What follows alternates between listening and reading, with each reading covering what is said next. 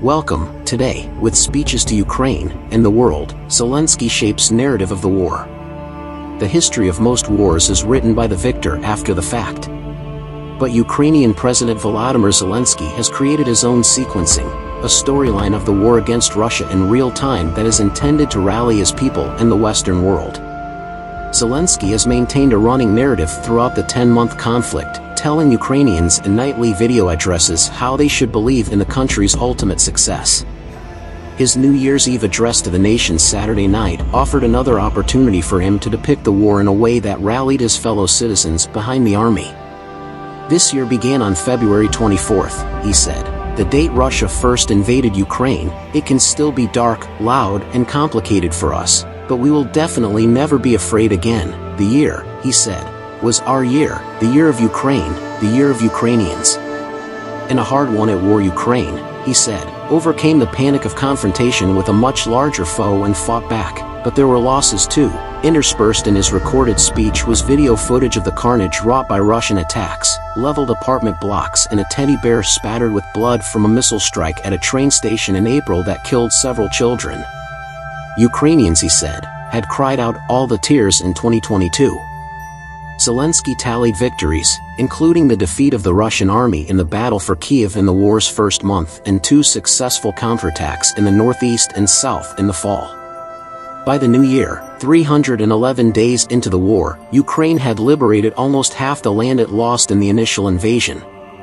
In a first, Zelensky spoke of an explosion on the Kerch Strait Bridge, which connects the occupied Crimean Peninsula to Russia, as a success of the Ukrainian military. Ukraine had not previously claimed responsibility for the attack on the bridge in October. Zelensky offered no specific timeline for the war's end, but reiterated the goal of reclaiming all territory, or the return of what has been stolen from us. He cheered on his people, saying much of the world supported them. Ukrainians surprise, he said. Ukrainians are applauded. Ukrainians inspire. In a reminder of the ongoing threat, air raid sirens wailed in Kiev shortly after midnight Sunday, and at least one explosion rang out.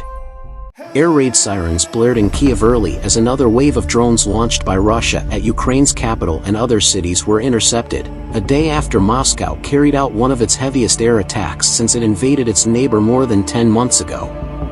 Ukrainian officials said military air defenses destroyed all of the 16 Iranian-made Shahid drones Russian forces fired at Kiev and other cities.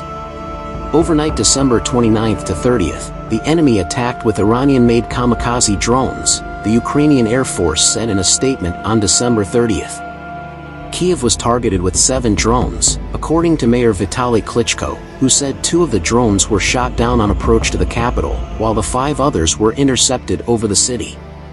He said there were no casualties, but the windows of 2 buildings in the city's southwest were damaged by falling debris. An administrative building in Kiev's Holosiv district was partially destroyed, military authorities added. The raids came a day after Russian forces pounded cities throughout Ukraine, killing at least 3 people. Ukrainian President Volodymyr Zelensky, commenting on the situation along the front line on December 30th, said that the fiercest battles continue in the Donbass region. According to him, the Ukrainian military is holding positions and in some areas advancing.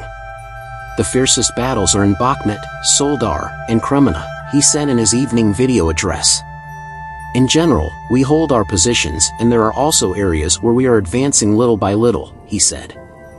Russian strikes have targeted civilian infrastructure in recent months, leaving millions of people without electricity, heating, and water as Ukraine